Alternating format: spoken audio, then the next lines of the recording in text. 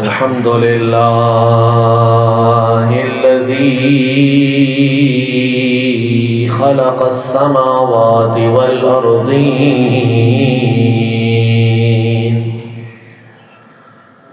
والصلاة والسلام على سيد العالمين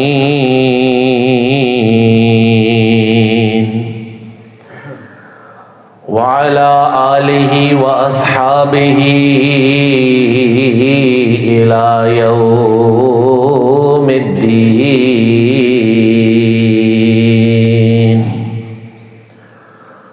أما بعد فأعوذ بالله من الشيطان الرجيم.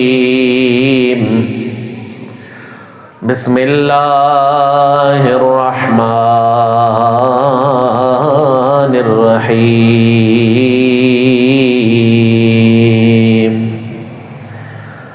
وإذ قال لقمان لابنه وهو يعظه يا بني لا تشرك بالله إن الشرك لظلم عظيم.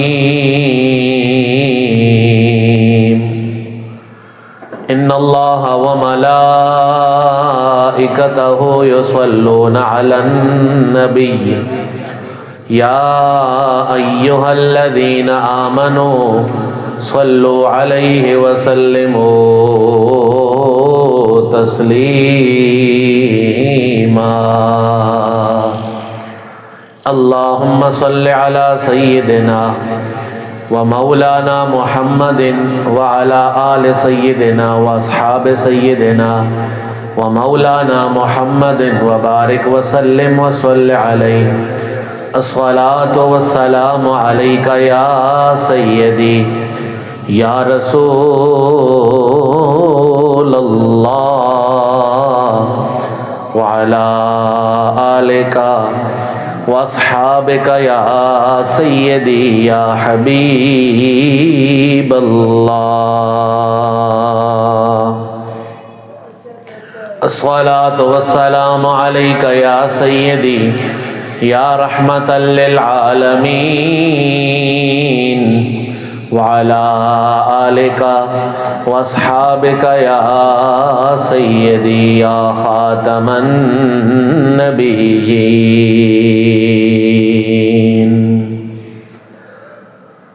جہاں جہاں سے وہ گزرے کرم ہی کرتے گئے، کسی نے مانگا نہ مانگا وہ جولی بھرتے گئے، کسی نے مانگا نہ مانگا وہ جولی بھرتے گئے. جہاں جہاں سے وہ گزرے کرم ہی کرتے گئے. یہ ان کی بندہ نوازی کہیں کرش ماں ہے،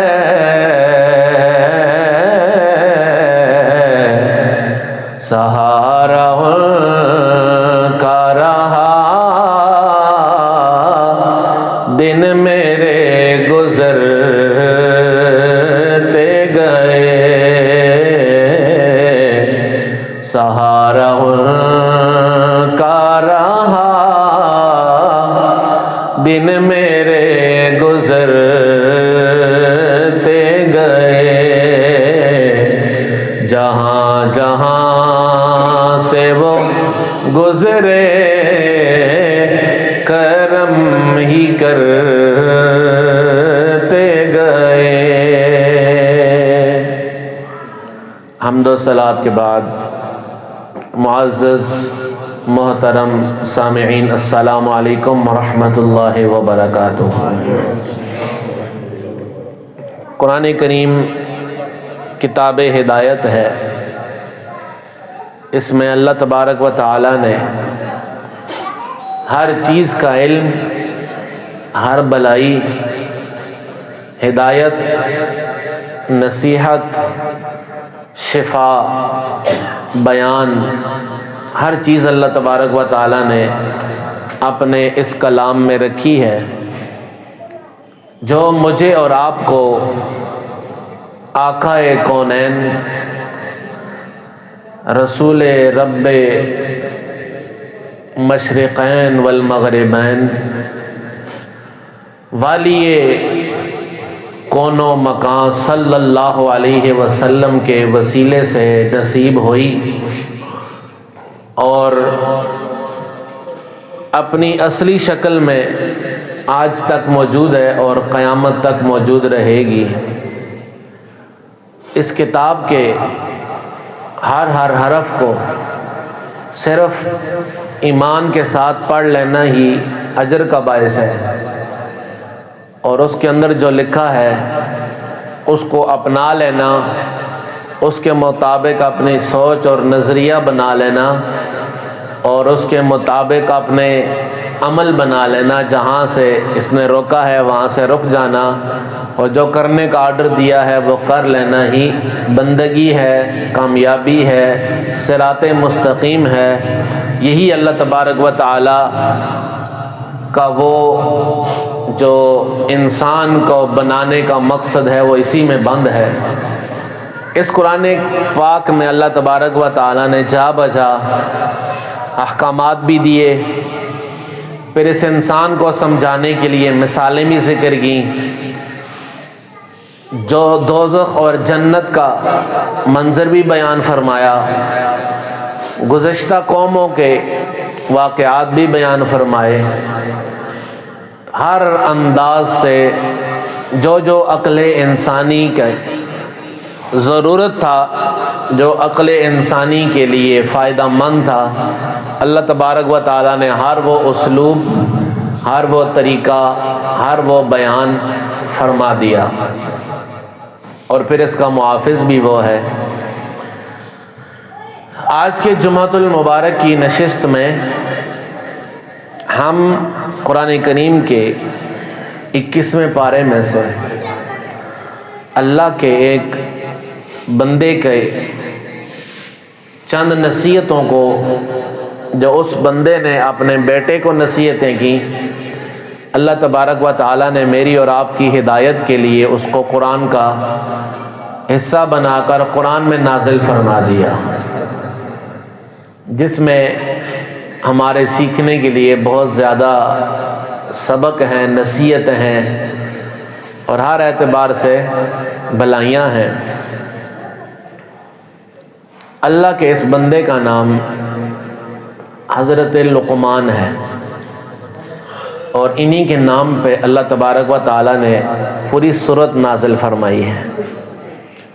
سورہ لقمان 21ویں پارے میں ہے۔ اس اللہ کے مقبول بندے نے، نیک بندے نے اپنے بیٹے کو، اپنے صاحبزادے کو جو سبق سکھایا، اللہ تعالیٰ نے ایز اٹ از جو انہوں نے الفاظ، جو چیزیں سکھائی تھیں وہ قرآن میں بیان فرما دی، جس میں میرے اور آپ کے لیے پہلا موٹا سبق تو یہ ہے کہ میں بھی اور آپ بھی، اللہ تبارک و تعالی نے ہمارا بھی نسل انسانی کا افزائش کا طریقہ نسل کے ساتھ رکھا ہے۔ اولاد ہوتی ہے تو تاکہ ہم قرآن سے سیکھ کے پہلا سبق تو یہ ہے کہ اپنے بچوں کو سبق کیا دینا چاہیے ہمیں۔ اللہ تعالیٰ ارشاد فرماتا ہے وَلَقَدْ آتَيْنَا لُقْمَانَ الْحِكْمَةَ أَنِ اشْكُرْ لِلَّهِ۔ سورہ لقمان آیت نمبر 12۔ اللہ تعالیٰ فرماتا ہے کہ البتہ تحقیق ہم نے لقمان کو حکمت یعنی دانشمندی، عقل مندی عطا فرمائی، عقل سلیم عطا فرمائی۔ یہاں سے حکمت سے مراد یہ میڈیکل والی حکمت نہیں ہے۔ لقمان الحکمت، حضرت لقمان کو جو حکمت ملی تھی وہ اصل جو دانشمندی ہے، جو عقل مندی ہے۔ ایک تو عقل وہ ہے جو اپنا فائدہ ڈھونڈتی ہے، اور ایک عقل وہ ہے کہ جو اس مالک کے راستے پہ چلتی ہے کہ جو مالک اس کو بنانے والا ہے۔ تو وہ عقل سلیم ہے جو اس کے مالک کے مطابق اس کو چلائے۔ یہ مادی عقل بھی اللہ کی نعمت ہے، اس کے بغیر بھی بندہ کسی راستے تک پہنچ نہیں سکتا، لیکن یہی عقل اس کو گمراہی کا سبب بھی بن جاتی ہے۔ یہ جو زیادہ عقل مند چور ہوتا ہے وہ پکڑا کم جاتا ہے، کیوں؟ اس کو عقل نے گمراہی میں مدد دی ہے۔ جو دوسرا آج کے دور میں ہیکرز ہیں، جس کی عقل ان کاموں میں زیادہ چلتی ہے، وہ اس طرح اس کو فائدہ دیتی ہے، لیکن وہ اصل میں گمراہی میں ڈال رہی ہوتی ہے۔ عقل سلیم وہ ہوتی ہے جو بندے کو اس راستے پر چلنے میں مدد دے جو راستہ اس کے لیے اس کے رب نے بنایا ہے۔ تو یہاں پر حکمت سے مراد وہ عقل ہے، وہ دانائی ہے جو حضرت لقمان کو ملی تھی، یعنی اللہ کے بندگی والی جو سوچ ملی تھی، اس حکمت کی بات ہو رہی ہے۔ فرمایا انشکر للہ، حکمت عطا فرمائی کہ وہ اللہ کا شکر ادا کریں۔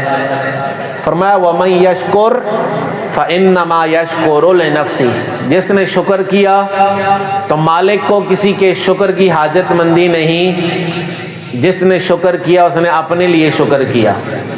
وَمَن كَفَرَ فَإِنَّ اللَّهَ غَنِيٌّ حَمِيدٌ، اور جس نے ناشکری کی بے شک اللہ بے پرواہ ہے، وہ سب خوبیوں سراہا ہے، یعنی ساری خوبیاں اس کے اندر، یعنی اس کی ذات ہے ہی خوبیوں کی جامع ہے، اس کو کسی کی سپورٹ کی، کسی کی تعریف کی، کسی کے شکر کی ضرورت نہیں۔ شکر کرے گا بندہ تو اپنا بھلا کرے گا۔ یہاں تک تو حضرت لقمان کی شان اللہ تعالیٰ نے بیان کی۔ آگے اللہ تعالیٰ نے حضرت لقمان کے جو اقوال تھے جو اپنے بیٹے کو انہوں نے سکھائے تھے ان کو ذکر کیا۔ فرمایا وَإِذْ قَالَ لُقْمَانُ لِابْنِهِ وَهُوَ يَعِظُهُ لَا بُنَيَّ لَا تُشْرِكْ بِاللَّهِ، فرمایا جب حضرت لقمان اپنے بیٹے کو نصیحت کرتے ہوئے کہہ رہے تھے کہ اے بیٹے اللہ کے ساتھ کسی کو شرک نہیں ٹھہرانا، ان الشرک لظلم عظیم،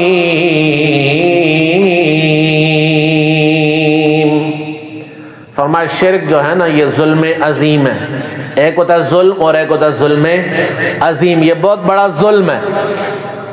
تھوڑا سا یہاں رکیں گے۔ شرکت کسی کو کسی کام میں شامل کرنا، آپس میں پارٹنرشپ ہوتی ہے کہ ایک بندہ دوسرے کو کاروبار میں کسی کو شریک کرتا ہے، تو کسی کو کسی کے ساتھ برابر کر دینا، اس درجے میں لے آنا، یہ شرک ہوتا ہے۔ کیونکہ امت میں یہ ایک بہت بڑا فتنہ ہے اس وقت جس کو شرک کا نام دے دیا گیا، حالانکہ شرک کی جو بنیادی تعریف ہے وہ یہ ہے کہ اللہ تعالیٰ کے برابر کسی کو ٹھہرانا، یعنی جو اختیارات اور حدود، جو مقام ذات باری تعالیٰ کا ہے، جو خالق ہے، جو الہ ہے، وہ اختیارات، وہ درجہ کسی غیر خدا کے لیے ماننا، یہ شرک ہوتا ہے۔ تو یہ شرک اتنی آسان چیز نہیں ہے اور اتنی چھوٹی سی چیز بھی نہیں ہے کہ آپ کسی کے پاس جائیں تب شرک ہو جائے، کسی قبر پہ جائیں تب شرک ہو جائے، کسی ولی کے مزار پہ جا کے اللہ سے دعا کر لیں تب شرک ہو جائے۔ کامن سینس کی بات ہے کہ آپ اگر گھر میں بھی بیٹھ کے کسی کو اللہ کے برابر کریں گے تو شرک ہوگا۔ گھر میں بیٹھ کر کسی مزار پہ نہ جائیں، کسی قبر پہ نہ جائیں، کسی جگہ نہ جائیں، لیکن آپ کے اور میرے مائنڈ میں یہ ہو کہ میرا یہ کام اللہ کے علاوہ فلاں بندہ، فلاں ذات، فلاں چیز، کوئی بھی کوئی بھی ہو وہ کر لے گا اللہ کے مقابلے میں یا اللہ کے علاوہ اللہ کی طاقت کے بغیر وہ خود سے اللہ کے برابر ہے، نعوذ باللہ منہا، تو یہ شرک ہے۔ اگر یہ سوچ نہ ہو بلکہ اسباب کی دنیا میں مجھے اور آپ کو بیماری کا سامنا کرنا پڑتا ہے تو ہم علاج سنت ہے اور ہم جاتے ہیں ڈاکٹر کے پاس، اور آج تک کسی نے یہ نہیں کہا کہ شفا دینے والا اللہ ہے، ڈاکٹر اور اسپتال میں کیا رکھا ہے، آپ اللہ کو چھوڑ کے کسی اور کے در پہ کیوں جا رہے ہو؟ کیونکہ اس کو پتا ہے کہ ہم ڈاکٹر کو خدا بنانے نہیں جا رہے ہیں، یا ڈاکٹر کے اپنے اندر سے شفا نہیں نکلتی، وہ عقل، وہ علم جس کو اپنا کر شفا حاصل کی جا سکتی ہے، وہ اسباب ہم اپناتے ہیں، شفا پھر بھی اللہ دیتا ہے۔ اسی طرح اگر کسی ڈاکٹر ہی کے پاس جاتے ہیں کہ اولاد نہیں ہے، وہ علاج کرے گا تو اس میں شرک نہیں ہے، کیونکہ اللہ تبارک و تعالیٰ نے ہی انسان کو عقل دی ہے، وہ اسی انسانی عقل کے مطابق جو جو اس کے علم میں ہے وہ طریقے اپنائے گا، وہ دوائی دے گا، وہ پرہیزیں بتائے گا۔ ممکن ہے اللہ نے اولاد اس ذریعے سے رکھی ہے تو مل جائے گی، کوئی اس کو شرک نہیں کہتا، کیوں اس میں شرک ہے نہیں۔ ہاں اگر کوئی یہ مان لے کہ رب نہیں دے رہا لیکن ڈاکٹر دے گا تو مشرک ہے۔ اسی طرح اگر غیر اللہ سے مانگنا ہر جگہ ہی شرک ہو تو پھر تو ہر بندہ ہی صبح شام مشرک بنا پھرے، کیونکہ ہر بندہ کسی سے کچھ نہ کچھ مانگتا ہے۔ پڑھنے کے لیے جاتا ہے تو طالب علم مانگ، اس لیے کہتے ہیں طالب علم، علم کو مانگنے والا، تو ظاہر ہے کسی استاد سے مانگے گا، کسی سے بندہ پانی مانگتا ہے، کسی سے نوکری مانگتا ہے، کسی سے کپڑے مانگتا ہے پہننے کے لیے، دکان پہ جاتا ہے اس سے چیز مانگتا ہے، ہر ایک سے مانگنا شرک ہو گیا تو پھر شرک سے بچے گا کون؟ تو یہ شرک کی تعریف ہی کیسی ہے کہ بندہ شرک کے بغیر جی نہ سکے، نعوذ باللہ منہا۔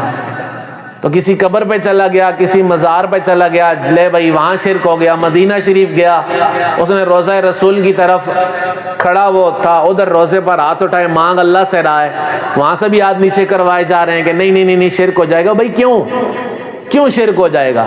ہاں اگر اس نے رسول اللہ صلی اللہ علیہ وسلم کی ذات کو رب کے برابر مانا ہے تو وہ روزے پہ ہاتھ اٹھائے بغیر پاکستان میں بھی کرے گا تو مشرک ہوگا۔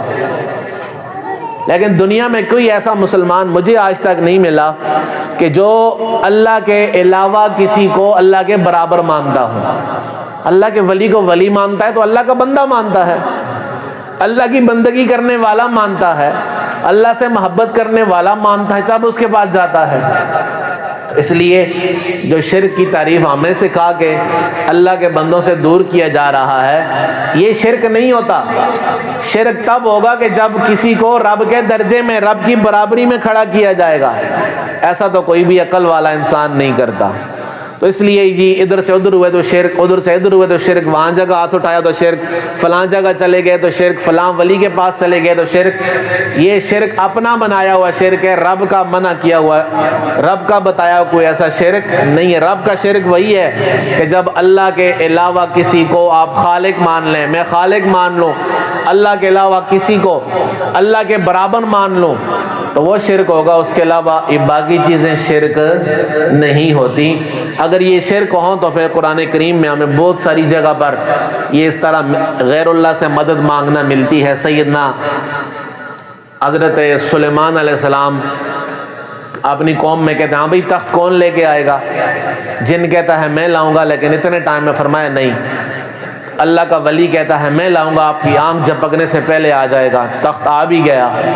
سلیمان علیہ السلام نے اللہ کو کیوں نہیں کہا اللہ تو تخت مجھے بھیج دے، بندے کا سہارا کیوں لیا؟ یہ تو پھر نبیوں پر سوال اٹھیں گے اگر شرک کی وہ تعریف مانی جائے گی تو۔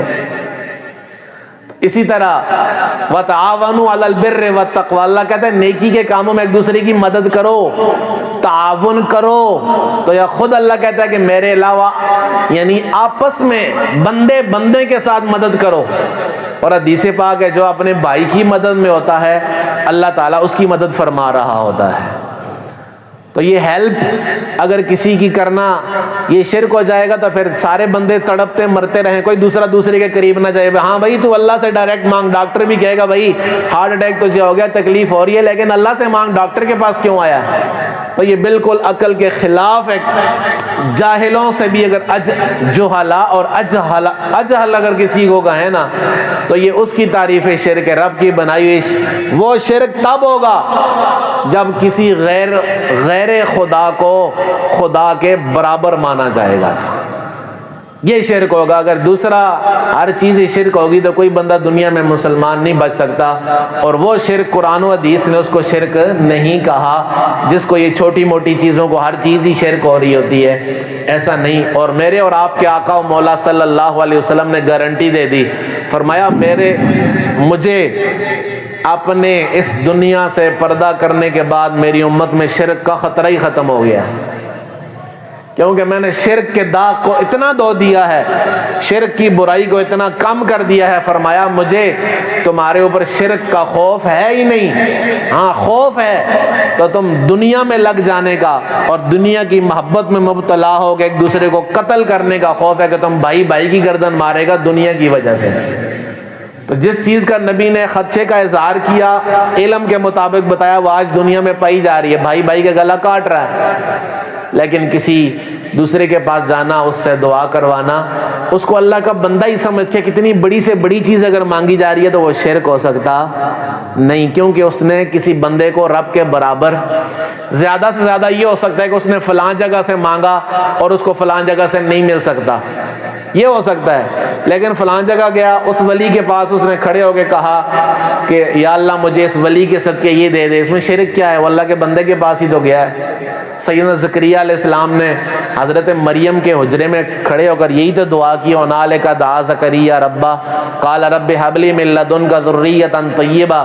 یا اللہ سیدہ مریم کو بے موسم پھل دے رہا ہے تو تیری بارگاہ میں کیا دور ہے کہ بڑھاپے میں زکریا کو اولاد بھی عطا فرما دے.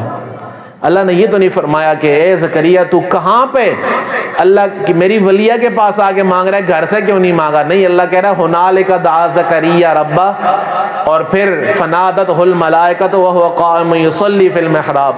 ادھر ہی پھر اللہ تعالیٰ نے پیغام بھیج دیا کہ اے زکریا آپ نے اولاد مانگی تو اللہ تجھے نیک بیٹے سیدنا یحییٰ علیہ السلام کی خوشخبری دے رہا ہے. اس لیے جہاں پر اللہ والے ہوتے ہیں وہاں پر برکات ہوتی ہیں, وہ بندگی والے ہوتے ہیں, وہ گناہوں سے بچنے والے ہوتے ہیں, وہ رب کی ماننے والے ہوتے ہیں.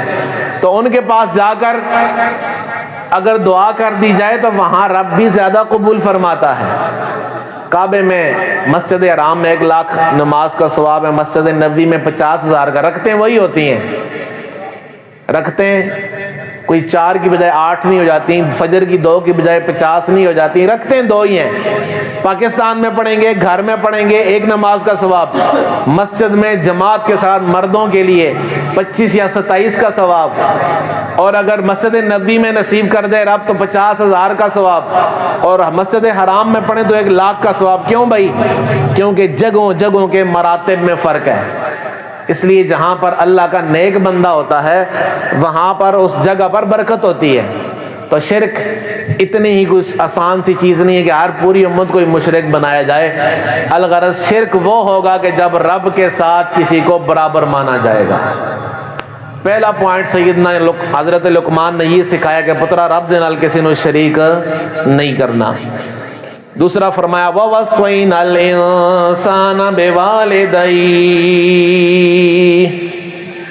اور ہم نے آدمی کو اس کے ماں باپ کے بارے میں تاکید فرمائی ہے. ہم نے انسان کو اس کے ماں باپ کے بارے میں تاکید فرمائی ہے. آگے رب کا انداز بیان دیکھیے, فرمایا حملتہ امہ وہنن علی وہن, فرمایا اس کی ماں نے اسے پیٹ میں رکھا کمزوری پر کمزوری جھیلتی ہوئی, کمزوری پر کمزوری برداشت کرتی رہی. وَفِصَالُهُ فِي عَامَيْن, اور اس کمزوری پر کمزوری, یہ مدت حمل کی تکالیف کے بعد 2 سال تک اس نے دودھ بھی پلایا, یعنی 2 سال دودھ چھڑانے تک, 2 سال وہ مدت بھی اس میں شامل فرمائی. فرمایا تیرے والدین میں تیرے ساتھ یہ بلائیاں کی, ان میں سے ماں کی بلائی کو یہاں پر اللہ تعالیٰ نے 2 حصوں میں تقسیم کر کے بیان کیا. فرمایا انشکر لی ولوالدیک, میرا بھی حق مان اور اپنے ماں باپ کا بھی حق مان. انشکر لی ولوالدیک، اسی صیغے میں اللہ تعالیٰ نے اپنی ذات کا بھی ذکر کیا اور اپنے والدین کا بھی ذکر کیا. یعنی بندے کے والدین کا بھی ذکر کیا کہ میرا بھی شکر گزار بن. شکر گزاری کی بات ہم نے عید والے دن کی تھی کہ شکر کیا ہوتا ہے، کہ شکر سب سے پہلے تو نعمت کے احساس کو کہتے ہیں، دل میں مانے کہ اس نے یہ چیز مجھے دی ہے، اور اس کی ریئیکشن میں تعظیم المنعم لکونہ منعما، اس ذات کی عزت اتنی زیادہ کرے کیونکہ اس نے اس کے اوپر انعام فرمایا ہے. اور جب شکر ہو گیا والدین کا تو یہ ان کے ذریعے سے دنیا میں آیا، اور جب شکر کرے گا رب کا تو وہ ذات ہے جس نے والدین کو بھی پیدا فرمایا. تو تعظیم المنعم، اس ذات کی تعظیم یہ نہیں ہے کہ یا اللہ شکر ہے شکر ہے شکر ہے، یہ لفظ بولتا رہے اور جھوٹ بھی بولتا رہے، حرام بھی کھاتا رہے، نظر کا بھی خیال نہ کرے. شکر یہ ہے کہ جب سے اس کو اللہ نے مکلف بنایا ہے کہ تو آج کے بعد تیرے اوپر احکامات شرعیہ لاگو ہیں، اس سے لے کر روح نکلنے تک یہ رب کی مرضی کے خلاف نہ جائے تو پھر یہ شکر گزار بندہ ہے. ہاں اگر اس کی مرضی کی خواہشیں پوری ہو رہی ہیں، یہ بھی مل رہا ہے وہ بھی مل رہا ہے تیسرا چوتھا بھی مل رہا ہے، تیرا شکر ہے تیرا شکر ہے تیرا شکر ہے، ایک دن سر درد ہو گئی، اگلے پچھلے سارے شکر گزاریاں بھول گئیں تو یہ بہت بڑی ناشکری ہے. اور اگلا درجہ ناشکری کا یہ ہے کہ رب پہ گلے میں رہے، میں نے یہ کہا تھا یہ نہیں ہوا یہ نہیں ہوا یہ نہیں ہوا، یہ ناشکری کا دوسرا درجہ ہے. اور تیسرا درجہ ناشکری کا یہ ہے کہ رب کی دی ہوئی چیزوں کو رب کے خلاف استعمال کرے. جان اللہ تعالیٰ نے دی ہے، اس کا کچھ بھی نہیں ہے، لیکن اس کو رب کی نافرمانی میں استعمال کرتا ہے تو یہ شکر کی ناشکری کا تیسرا درجہ ہے. فرمایا انشکر لی ولوالدیک، میرا بھی شکر گزار بن اور اپنے والدین کا بھی شکر گزار بن. اس لیے والدین وہ ہستیاں ہیں جب تک وہ رب رسول کی نافرمانی کا حکم نہ دیں اس وقت تک ان کی بات ماننا بندے کے لیے فرض اور واجب ہے. یہاں تک فرمایا کہ اگر والدین کہیں کہ مشرک ہوں اللہ نہ کرے اور بت خانے میں چھوڑنے کا کہیں کہ مجھے ادھر چھوڑا چونکہ وہ پرستش کرتے ہیں، تو فرمایا نہیں چھوڑ کے آنا. رب کی نافرمانی میں والدین کی بات نہیں ماننی. ہاں بت خانے میں ہوں اور تجھے کہیں گھر لے جا تو بت خانے سے اٹھا کے گھر لے آؤ ان کو. لیکن آج کل کے والدین کو بھی تھوڑا سیکھنا پڑے گا، کیونکہ آج کل کے اللہ ماشاء اللہ والدین بھی بچوں کو خود اللہ رسول کی نافرمانی سکھاتے ہیں، کیونکہ خود دین نہیں پڑھا ہوا، خود تربیت نہیں ہے دین کے مطابق. اس لیے بچے اگر داڑھی رکھ لیں گے تو والدین خود کہیں گے پترا تو داڑھی رکھ لی، تیری نوکری تیری پڑھائی تیرا فلانا تیرا ولا ولا ولا. اس نے کیا کیا؟ خود بھی نہیں رکھی اور بچے کو کس معاملے میں رکاوٹ بنا؟ اللہ اور اس کے رسول کے حکم کے درمیان میں رکاوٹ بنا. حالانکہ اس کے پاس رب کی امانت ہے، اگر رب چاہے تو ایک لمحے میں سب کچھ چلا جائے. کیونکہ اولاد کو خرید سکتا ہے دنیا میں؟ جن کے پاس اربوں روپے میں اولاد نہیں ہے کیا وہ اولاد لا سکتے ہیں کی اولاد اپنے لیے؟ تو یہ رب کی دی ہوئی امانت ہے تو اس کو چلانا ادھر ہے جدھر رب نے حکم دیا ہے. تو اس لیے والدین بندوں کو بچوں کو اللہ اور اس کے رسول کے قریب کرنے کی ڈیوٹی ہے، نہ کہ اللہ اور اس کے رسول سے دور کرنے کی ڈیوٹی ہے ان کی. آگے فرمایا یا بنی انہا ان تک مثقال حبۃ من خردل فتکن فی صخرہ او فی السماوات او فی الارض یأت بہا اللہ. فرمایا پترا اگر اچھائی ہوگی، ان تک مثقال حبۃ من خردل، اگر رائی کے دانے کے برابر بھی ہو، پتھر کی چٹان میں ہو، او فی السماوات او فی الارض یات بہا اللہ، زمینوں میں ہو آسمانوں میں جہاں بھی ہو، یات بہا اللہ، اللہ تعالیٰ اسے لے آئے گا. ان اللہ لطیف خبیر، اللہ تعالیٰ ہر باریکی کو جاننے والا ہے. کتنی باتیں ہو گئیں. ایک فرمایا شرک نہیں کرنا، اور شرک کی ہم نے تفصیل سمجھی کہ شرک یہ ہوتا ہے رب کے ساتھ کسی کو برابر کرنا. ہر معاملے میں چھوٹا موٹا یہ ادھر کیا تو شرک ہے، منہ ادھر کیا تو شرک ہے، منہ ادھر کیا تو شرک ہے. ایسا شرک نہیں ہوتا. شرک وہ ہوتا ہے کہ جب رب کے ساتھ کسی کو برابر کیا جائے. دوسری والدین کی بات فرمائی، اور تیسرا فرمایا نیکی جہاں بھی ہوگی، اچھائی کرو گے جہاں بھی ہوگا، کسی چٹان کے نیچے ہے، آسمان اتنے وسعت والے رب اس سے بھی جمع کر لے گا، زمین میں ہوگی اتنی وسعتوں والی زمین ہے رب وہاں سے بھی لے آئے گا، کیونکہ اللہ تعالیٰ ہر باریکی کا جاننے والا ہے۔ 3 چیزیں ہو گئی۔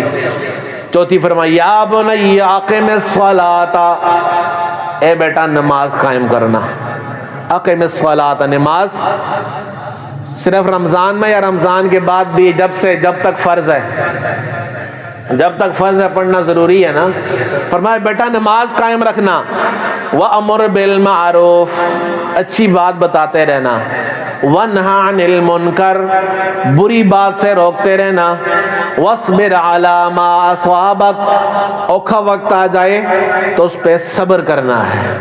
رب کو سیدھا نہیں ہو جانا کہ یا اللہ میں نے اتنے عمرے کیے تھے، میں نے اتنے حج کیے تھے، میں نے اتنی نیکیاں کی تھیں، تو تو نے مجھے ہی ڈال دیو بھائی، تو نے کوئی رب کے مقابلے میں تگڑا ہونے کے لیے تھوڑی ہی نیکیاں کی تھیں، اور رب کے لیے جھکنے کے لیے کی تھیں۔ اگر ان نیکیوں نے تمہیں جھکنا نہیں سکھایا تو وہ نیکیاں تیرے اوپر لا دی ہوئی تیرے دل کا حصہ نہیں بنی۔ تو نیکیاں رب کے مقابلے میں پروٹیکشن کے لیے نہیں ہیں، نیکیاں رب کی بارگاہ میں قبول ہونے کے لیے ہوتی ہیں۔ ان ذالک من عزم الامور،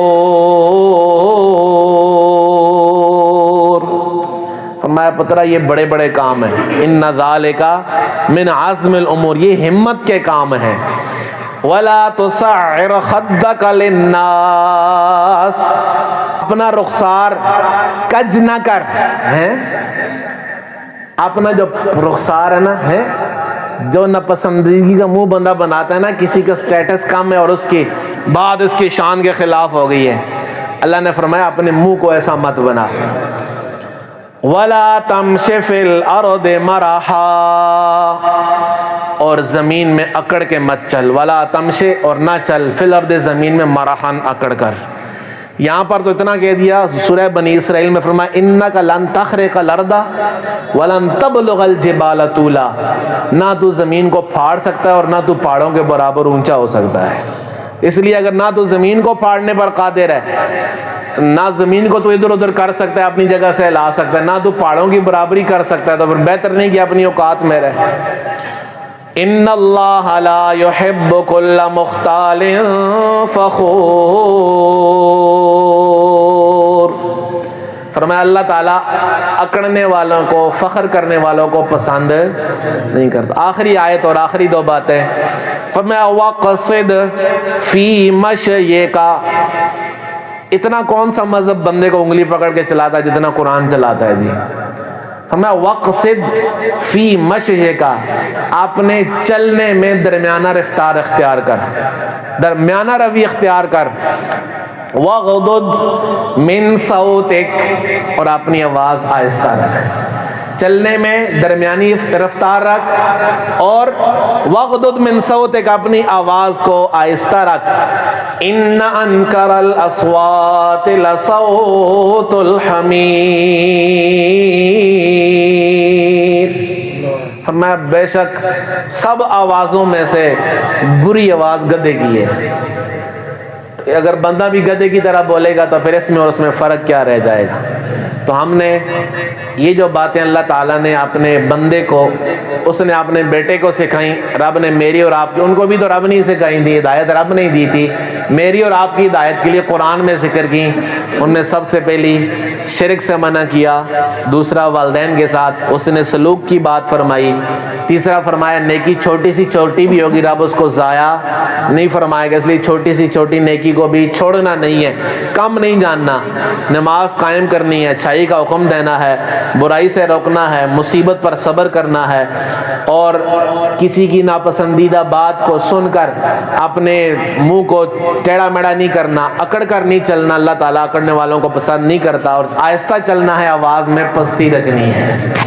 یہ ہدایات ہمیں قرآن نے دی۔ اللہ تبارک و تعالی ہمیں قرآن کے ہر حکم پر دل و جان سے عمل کرنے والا بنائے۔ وآخر دعوانا